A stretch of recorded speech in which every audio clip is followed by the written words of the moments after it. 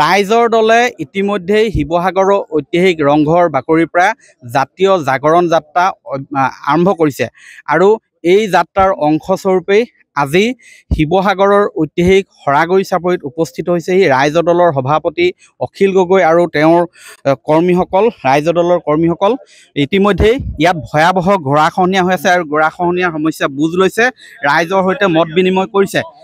দাদা, আপোনালোকৰ যি যাত্ৰা জাতীয় জাগৰণ যাত্ৰা তাৰে অংশস্বৰূপে আজি দেখিছোঁ ৰাইজৰ মাজলৈ আহিছে, ইয়াত কি সমস্যা মূলত আপুনি? মই যিটো ঠাই আছোঁ এইটো ঠাই অসমৰ ঐতিহাসিক হৰাগুৰি চাপৰি। হৰাগুৰি চাপৰি হ'ল আজানপীৰ দৰগাহৰ সেই গাঁওখন। এই হৰাগুৰি চাপৰিটো ইয়াৰ পৰা কিমান দূৰলৈকে আছিলে? এদিনৰ ৰাস্তা, খোজকাঢ়ি গ'লে এদিনৰ ৰাস্তা আছিলে। সেই প্ৰতিখন গাঁও ব্ৰহ্মপুত্ৰই এফালৰ পৰা ভাঙি আনি এতিয়া একেবাৰে মানে আজানপীৰ দৰগাহলৈ 1 কিলোমিটাৰ নাইকিয়া অৱস্থা পোৱাই দিলে। মই তেতিয়ালৈকে এই ঠাইখনৰ MLA হোৱা নাছিলোঁ, কিন্তু MLA নোহোৱাৰ পাছতো মই কি কৰিছিলোঁ, আমাৰ গোটেই শিৱসাগৰ জিলাখনৰ, মোৰ যিহেতু দিচাংমুখত এই ঘটনাটো ঘটি আছিলে খহনীয়া, দিচাংমুখৰ পৰা একেবাৰে গোটেই অঞ্চলটো মুঠ 18 কিলোমিটাৰ মই চেংচন কৰাইছিলোঁ আৰু চেংচন কৰাই এই অঞ্চলটোত 9.5 কিলোমিটাৰ। এই অঞ্চলটোত 9.5 কিলোমিটাৰ মোৰ সমষ্টিত তেতিয়া পৰা নাছিলে। এই 9.5 কিলোমিটাৰো মই ইয়াত ভৰাই দিছিলোঁ। এতিয়া আজি আপোনালোকে সকলোৱে শুনিলে যে মই চিফ ইঞ্জিনিয়াৰৰ সন্মুখত আপোনালোকৰ সকলোৰে সন্মুখত ফোন কৰি শুনাই দিলোঁ। ইতিমধ্যে ৱৰ্ল্ড বেংকৰ পৰা আমাৰ এছিয়ান ডেভেলপমেণ্ট বেংকৰ পৰা চেংচন হৈছে, জাষ্ট টেণ্ডাৰ কৰিবৰ কাৰণে বাকী আছে। কেইদিনমানৰ ভিতৰতে টেণ্ডাৰ হ'ব আৰু অহা নৱেম্বৰ বা ডিচেম্বৰ মাহৰ পৰা কাম হ'ব। ৰাইজে খালি মোক অনুৰোধ কৰিছে যে যদি সিফালৰ পৰা কৰি আহিবলৈ হয় 1 বছৰ লাগি যায়, আমাৰ এইটো ঠাইত নাথাকিবগৈ।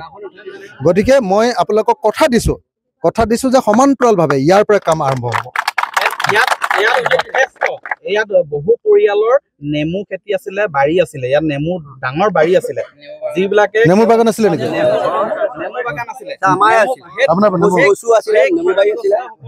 কিবা চিন্তা কৰিব নেকি যিসকলৰ ইতিমধ্যে? মানে আপোনালোকে নিশ্চয় জানে যে এই হৰাগুৰি চাপৰিত মূলতঃ আমাৰ SC অনুসূচিত জাতি কৈৱৰ্ত লোকসকলে বসবাস কৰে আৰু সেই কৈৱৰ্ত গাঁওবিলাক আৰু সিফালে আৰু এখন মিচিং গাঁও আছিলে, মিচিং গাঁওখনো নিলে আৰু কৈৱৰ্ত গাঁওখিনিও নিলে, পথাৰবিলাক চব নিলে। আপুনি কৈছে যে নেমু লৈ গ'ল, কচু লৈ গ'ল, ককাইদেউৰ কিমান আছিলে? মোৰ কচু 2 বিঘা আছিলে, নেমু বাৰী 1.5 বিঘা 3 বিঘা আছিলে। মই নহয় 10জন মান মানুহ খেতিয়ক আছিলে। সেই আটাইবিলাকৰ লৈ গৈছে। এতিয়া মই এই অঞ্চললৈ আহিছোঁ, যদিও মই এই অঞ্চলৰ নতুন বিধায়ক, আচলতে ইয়াত বিধায়ক আচলতে আমগুৰি সমষ্টিৰ বিধায়ক আছিলে, কিন্তু এতিয়া মোৰ সমষ্টিত পৰিলে শিৱসাগৰ। এতিয়া মই নিজে দায়িত্ব লৈছোঁ, ডিচেম্বৰৰ পৰা আপোনালোকৰ ইয়াত কাম কৰি মই আপোনালোকৰ গাঁওখন বচাই দিম। ফাৰ্ষ্ট ইয়াৰ পৰা আৰম্ভ কৰিম, বহুত দেৰি হৈ যাবগৈ, নহ'বগৈ। মই একেলগতে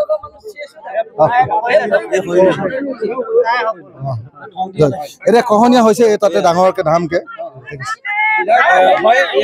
এনেধৰণে বৰ্তমান আচলতে এই অঞ্চলতে যথেষ্ট পৰিমাণে নেমু বাৰী আছিলে, নেমু খেতি কৰিছিলে ইয়াত ৰাইজে, কচু খেতি কৰে আৰু কেৱল ইমানেই নহয়, অসমৰ ভিতৰত হয়তো প্ৰথম ইয়াত এনেধৰণৰ প্ৰচেষ্টা চলাইছিলে একাংশ প্ৰকৃতিপ্ৰেমীয়েও, য'ত নেমু বাৰী ইয়াত গঢ়ি তুলি বনৰীয়া হাতীৰ উপদ্ৰৱ ৰক্ষা কৰিছিলে। কিন্তু বৰ্তমান সেই নেমু বাৰীসমূহ খহনীয়াত ব্ৰহ্মপুত্ৰৰ বুকুত জাহ যোৱাৰ পিছত হাতীৰ উপদ্ৰৱৰ পৰিমাণো ইয়াত যথেষ্ট বৃদ্ধি পাইছে। গতিকে এই সমস্যাসমূহ আজি বুজ লৈছেহি বিধায়ক অখিল গগৈয়ে আৰু অহা ডিচেম্বৰৰ পৰা এই স্থানত খহনীয়া ৰোধ কৰিবলৈ কাম হাতত ল'ব বুলি ৰাইজক আশ্বাস দিছে। আমি কিন্তু লক্ষ্য ৰাখিম সেই প্ৰতিশ্ৰুতি কিমান দূৰ পূৰণ কৰিব। আপুনি বিচৰা বাতৰি পাব কেৱল নিউজ 18 এপত। নিউজ 18 এপ ডাউনলোড কৰিবলৈ স্কেন কৰক এই QR কোড। গুগল প্লে ষ্টৰতো পাব এই নিউজ 18 এপ।